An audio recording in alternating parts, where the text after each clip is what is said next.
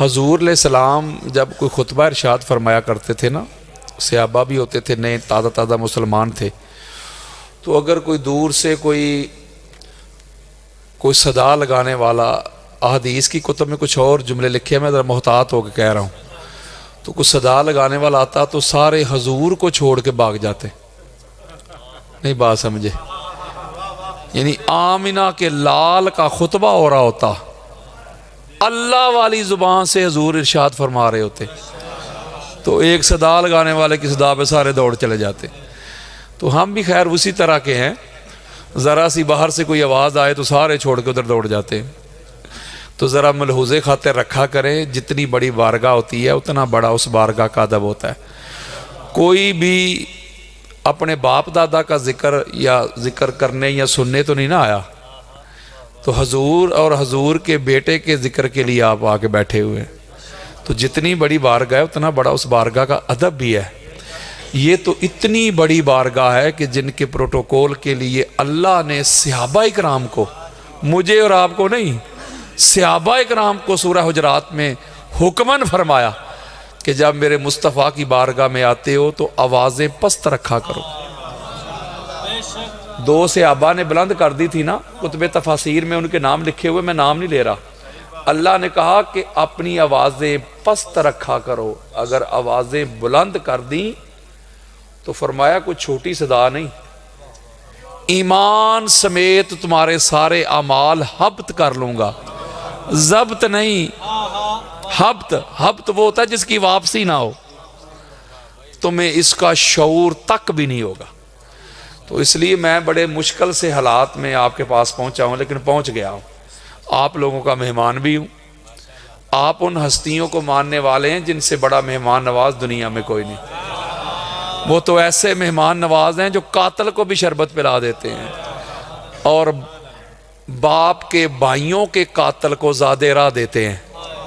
وہ ہیں اہل بیت نبوت، ان کے ماننے والے ہیں آپ. تو میری پہلی حاضری ہے اس گاؤں میں. بڑے میں نے چرچے سنے ہوئے ہیں کہ یہاں حضور علیہ السلام کی اہل بیت کے عاشق رہتے ہیں، دیوانے رہتے ہیں، پروانے رہتے ہیں، مستانے رہتے ہیں. تو پہلی بار آپ کی خدمت میں حاضر ہوا ہوں میں. تو مہمان سمجھ کے میری گزارشات سن لے، اتنی دور سے چل کے آیا ہوں، تو میں امید رکھوں کہ آپ سنیں گے. ویسے رسول کے ماشاءاللہ اثر کرے نہ کرے سن تو لے میری فریاد، نہیں ہے داد کا طالب یہ بندہ آزاد. اندازے میں گرچہ بہت شوق نہیں، شاید کہ تیرے دل میں اتر جائے میری بات. اور کہتا ہوں وہی بات، سمجھتا ہوں جسے حق. نیاب لاہ مسجد ہوں نہ تہذیب کا فرزند، اپنے بھی خفا مجھ سے ہے بیگانے بھی ناخوش. میں زہر ہلاہل کو کبھی کہہ نہ سکا کند، مشکل ہے کہ بندہ حق بینو حق اندیش، خشاک کے تودے کو کہے کوہ دماوند. میرے جانے کے بعد دائیں بائیں کسی چوک میں کھڑے ہو کے، چائے کی دکانوں پہ کھڑے ہو کے کوئی بندہ پراپوگنڈا نہ کرے، ایف بٹ نہ کرے. اگر اللہ نے اس کو علمی جرت سے نوازا ہے تو مجھے ملے. میں جو کچھ سناؤں گا اہل سنت کی کتب سے دکھا کے جاؤں گا. سنیت بتاؤں گا، سنیت پڑھاؤں گا، سنیت دکھاؤں گا، سنیت ہی سمجھاؤں گا. اور آپ کے سامنے سنی بیٹھا ہے. مجھے اپنی سنیت کے لیے کسی مولوی صاحب سے سرٹیفکیٹ کی ضرورت نہیں. میں حسینی سنی ہوں، ناسبی سنی نہیں. میں بلا فصل والا سنی ہوں، چوتھے نمبر والا نہیں. تو اس لیے میں نے قرآن سنانا ہے، مصطفیٰ کا فرمان سنانا ہے. یہ جو دور جا رہا ہے میرے دوستوں، میرے بزرگوں، یہ انتہائی نازک دور ہے اہل بیت اطہار کو ماننے والوں کے لیے. اہل بیت اطہار کو ماننا کسی دور میں بھی آسان نہیں رہا. آپ کو کیا لگتا ہے آپ اہل بیت اطہار کے دشمنوں کو ایکسپوز کریں، ننگا کریں تو لوگ آپ کے گلے میں پھولوں کے ہاتھ ڈالیں گے؟ اہل بیت کو ماننا ہے تو فتووں کے لیے تیار ہو جا، گالیوں کے لیے تیار ہو جا، کردار کشی کے لیے تیار ہو جا، گولیوں کے لیے تیار ہو جا، بم دھماکوں کے لیے تیار ہو جا. آپ کو کیا لگتا ہے کہ خالہ جی کا گھر ہے ان کو ماننا؟ میرے مولا علی علیہ السلام کا خود کا فرمان ہے. ایک شخص نے کہا مولا آپ سے بڑی محبت ہے مجھے. میرے مولا فرماتے ہیں مجھ سے محبت ہے تو پھر آزمائشوں کے لیے تیار رہنا. ایک آگ کا دریا ہے اور ڈوب کر جانا ہے. ہم کو لگتا ہے یہ بڑا آسان کام ہے. میں آپ کے سامنے بیٹھا ہوں واللہ باللہ تاللہ جو میں فیس کر رہا ہوں میں آپ کو بتا نہیں سکتا, یا جو میں نے فیس کیا ہے. میرے گھر سے مخالفت شروع ہوئی ہے. میں نے کیا کیا ہے یار؟ کون سا نیا کام میں نے کیا؟ کوئی نئی حدیثیں گاڑ لی ہیں؟ کچھ نہیں کیا. میں نے ایک ہی کام کیا ہے جو ہماری اہل سنت کی کتابوں میں اہل بیت اطہار کے دشمن چھپے ہوئے تھے نا, میں نے کھول کے ان کو ننگا کر دیا ہے. بس یہی میرا جرم سمجھ لیں, یہی کام میں نے کیا اور کچھ نہیں کیا. اور میں آپ کو ایک بات بتاتا ہوں, ساری رات کتب حدیث کے سمندروں میں غوطہ کھاتا ہوں میرے دوستوں, میرے سنی بھائیوں. لاکھوں حدیث مصطفیٰ کے میں نے جام پیے. میں جہاں سوتا ہوں میرے سر پہ کتابیں پڑی ہوتی ہیں, میرے سینے پہ کتابیں, دائیں بائیں کتابیں ہوتی ہیں. احادیث کے سمندروں میں سوتا ہوں. 25 سے زائد اہل بیت کی عظمت پہ میں نے کتابیں لکھ دی ہیں. واللہ باللہ تاللہ اللہ اور اللہ کے رسول کی قسم کھا کے کہتا ہوں مجھے حضور کی اہل بیت جیسا کوئی نظر نہیں آیا. مجھے سمجھ نہیں آئی یہ دنیا میں کیوں آئے, کس رنگ میں آئے, کس بیس میں آئے. میں نہیں سمجھ سکا. پتہ نہیں یہ کس نے یہ بات سمجھا دی ہے, دنیا نے کس طرح یہ بات پھیلا دی ہے کہ جو اہل بیت سے محبت کرے شیعہ ہو جاتا ہے, جو اہل بیت سے محبت کرے رافضی ہو جاتا ہے, سنی نہیں رہتا. میں ایک بات آپ سے پوچھتا ہوں, کیا امام اعظم ابو حنیفہ وہ تو سنی ہے نا؟ چلو ہم تو رافضی ہو گئے, مولوی صاحب کہتے ہیں شیعہ ہو گئے. امام ابو حنیفہ حنفی سکول آف تھاٹ کے بانی, حنفیو وہ تو پکے سنی ہے نا. وہ لکھتے ہیں لولم سنتان حالہ نمان. وہ کہتے ہیں 2 سال جو میں نے حضور علیہ السلام کے شہزادوں کی نوکری کی ہے نا, امام باقر علیہ السلام کی اور امام جعفر صادق علیہ السلام,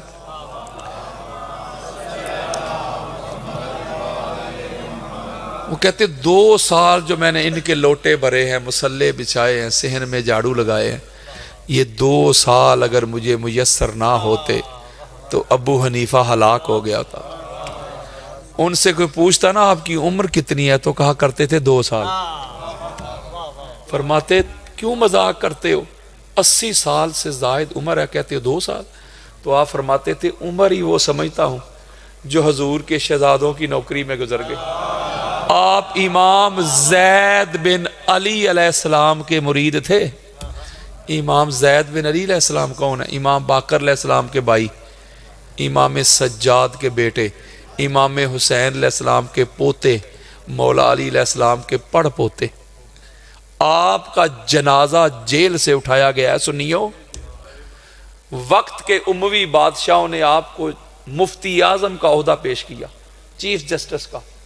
امام ابو حنیفہ فرماتے ہیں میں لعنت بھیجتا ہوں اس عہدے پہ اور اس حکومت پہ جس حکومت میں حضور کی اہل بیت کا خون شامل ہو. آپ کو قید کر لیا گیا, جنازہ جیل سے نکلا ہے امام ابو حنیفہ کا. میں پوچھتا ہوں مولوی صاحب سے کہ امام ابو حنیفہ یہ عقیدہ رکھ کے سنی رہے کہ وہ بھی رافضی ہو گئے؟ امام شافعی جو ہماری اہل سنت کی فقہ کے دوسرے سب سے بڑے امام ہیں, سعودی عرب جا کے امام شافعی کا نام لیں, بڑے بڑے مفتی گردن جھکا لیں گے. امام ابن حجر مکی کی ایک کتاب ہے سواق محرقہ, کڑکتی بجلیاں, جو شیعہ کے رد میں لکھی گئی تھی, اس میں یہ روایت موجود ہے. دیوان شافعی صفحہ نمبر 11, سعودی عرب کی چھپی ہوئی کتاب, اس میں یہ روایت موجود ہے. امام شافعی نے لکھا یا اہل بیت رسول اللہ حبکم فرض من اللہ فی القرآن انزلہ کفاکم من عظیم القدر انکم من لم یصلی علیکم لا صلاۃ لہ. امام شافعی نے لکھا ہے کہ حضور کی اہل بیت اللہ نے آپ کی مودت کو قرآن میں فرض کر دیا ہے, کمپلسری کر دیا ہے, واجب کر دیا ہے.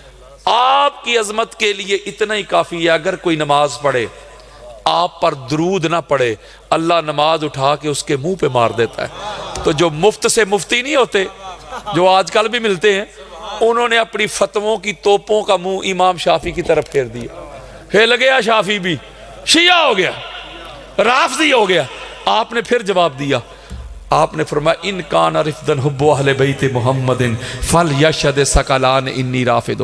فرمایا لوگو اگر علی کی محبت سے, پاک زہرا کی تعظیم سے, حسنین کی محبت سے, حضور کی آل اولاد حسب نسب کی محبت سے بندہ ہو جاتا ہے شیعہ اور رافضی, تو دونوں جہاں سن لے جن و انس, کسی ماں نے شافعی سے بڑا رافضی پیدا ہی نہیں کیا. میں پوچھتا ہوں اپنے سنی بھائیوں سے, بتاؤ پھر امام شافعی یہ عقیدہ رکھ کے سنی رہے گئے, وہ بھی شیعہ ہو گئے.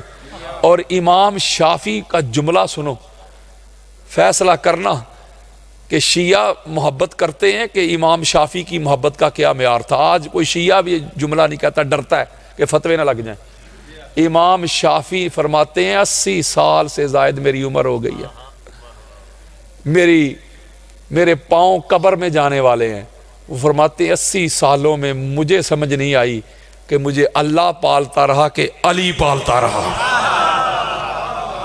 یہ امام شافعی کا عقیدہ بتا رہا ہوں, مجھے بتائیں وہ بھی سنی رہے کہ رافضی ہو گئے. امام احمد بن حنبل, یہ امام احمد بن حنبل پتہ ہے کون ہے؟ یہ اہل سنت کی ساری عمارت جس ستون پہ کھڑی ہے, جس پلر پہ, اس پلر کا نام ہے امام احمد بن حنبل. اگر امام احمد بن حنبل کو سکپ کر دے نا سنیت سے, ساری سنیت کی عمارت زمین بوس ہو جائے گی, دھڑام کر کے نیچے گر جائے گی, سنیت رہے گی نہیں. یہ امام احمد بن حنبل وہ ہیں جو ہمارے ہاں اہل سنت میں شیخین کہا جاتا ہے امام بخاری اور مسلم کو, اور شیخین کے شیخ ہیں امام احمد بن حنبل. ایک اور ان کا حوالہ دیتا ہوں, ہمارے ہاں اہل سنت میں تصوف کی طریقت کی بہت بڑی شخصیت ہے حضور غوث پاک شیخ عبد القادر جیلانی 11ویں والی سرکار, ان کے جو فقہ کے امام ہیں وہ ہے امام احمد بن حنبل. اتنی بڑی اہل سنت میں میرے پاس کوئی شخصیت نہیں ہے. امام احمد بن حنبل اہل بیت اطہار کو صحابہ سے کمپیریزن کرنا, قیاس کرنا ہی حرام سمجھتے تھے. سمجھے نہیں بات یار؟ وہ کہتے تھے اللہ کے بندو حیا کرو, شرم کرو, علی کا مقابلہ کرواتے ہو صحابہ سے. وہ کہتے تھے مالکوں کا نوکروں سے کمپیریزن نہ کرو, مالک مالک ہے, نوکر نوکر ہے. وہ مولا علی علیہ السلام کی افضلیت کے قائل تھے, چوتھے نمبر کے نہیں. آپ کو کوڑے لگے گئے, امام احمد بن حنبل کی بات کر رہا ہوں. امام مالک, یہ جو اہل سنت میں ائمہ اربعہ مانے جاتے ہیں نا فقہ کے, ان کے چوتھے ہیں امام مالک. ان کو کوڑے لگے اہل بیت کی محبت کی وجہ سے. میں پوچھتا ہوں مولوی سے, بتا وہ سنی رہے کہ وہ بھی رافضی شیعہ ہو گئے؟ یہ داتا گنج بخش علی اجویری وہ تو پکے سنی ہے نا. بولو یار, مولوی ان کی کتابیں اٹھا اٹھا کہتا ہے پکے سنی پکے سنی. تجھے بتاؤں وہ کیا لکھتے ہیں. وہ لکھتے ہیں دنیا میں ولی وہ بنتا ہے جس کی ولایت کی ایپلیکیشن پہ مہر مولا علی کی لگتی ہے. میں پوچھتا ہوں سنیت کے ٹھیکیداروں کو, بتا مولوی جی داتا گنج بخش علی اجویری بھی سنی رہے کہ رافضی ہو گئے؟ یہ شہنشاہ اجمیر خواجہ معین الدین چشتی اجمیری وہ تو سنی ہے نا جی. لکھتے ہیں شاہ است حسین, بادشاہ است حسین, دی است حسین, دی پناہ است حسین. قبلہ گالی مک گئی. وہ کہتے سارے کا سارا دین ہی زہرا کا لال حسین ہے.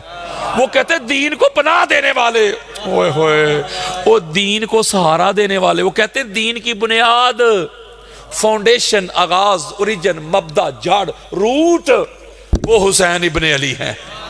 کوئی ایسا عقیدہ رکھ کے وہ پھر بھی سنی رہے. کوئی شیعہ ہو, کوئی سنی ہو, کوئی دیوبند ہو, کوئی اہل حدیث ہو, کوئی پروفیسر ہو, کوئی ٹیچر ہو, کوئی علامہ ہو, کوئی مفتی ہو, جب تک علامہ اقبال کے شعر نہ پڑھے اس کی تقریریں پوری نہیں ہوتی. پتہ نہیں اس شعر پہ آ کے کیوں آنکھوں میں سفید موتیا اتر آتا ہے, پتہ نہیں یہاں آ کے کیوں اندھے ہو جاتے ہیں یار لوگ. حالانکہ موٹا کر کے لکھا ہے اقبال نے یہ شعر. اقبال لکھتا ہے پوچھتے کیا ہو مذہب اقبال,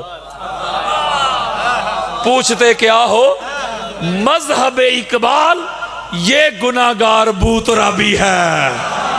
میں ایک جملہ کہنے لگا ہوں ہاتھ جوڑ کے، مولوی جی، مفتی جی، حضرت جی، علامہ جی، قاری جی، اگر اہل بیت کی محبت کی وجہ سے بندہ ہو جاتا ہے شیعہ تو پھر مجھے کوئی ایک امام سنی دکھا دو،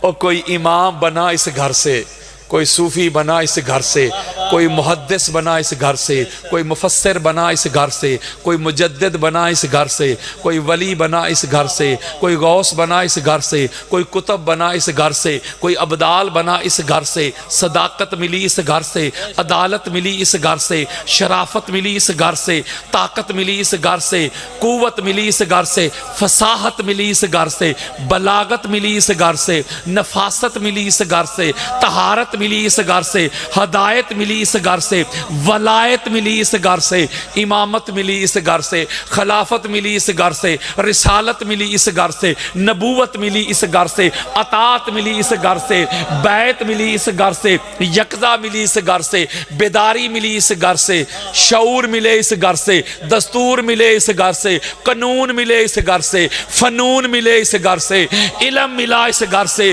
حلم ملا اس گھر سے، اخلاق ملے اس گھر سے، کردار ملے اس گھر سے، گفتار ملی اس گھر سے، نماز ملی اس گھر سے، روزہ ملا اس گھر سے، حج ملے اس گھر سے، عمرے ملے اس گھر سے، دین ملا اس گھر سے، اسلام ملا اس گھر سے، قرآن ملا اس گھر سے، اذان ملی اس گھر سے، اللہ کی عزت کی قسم وہ خدا بھی ملا تو پاک زہرا کے گھر سے۔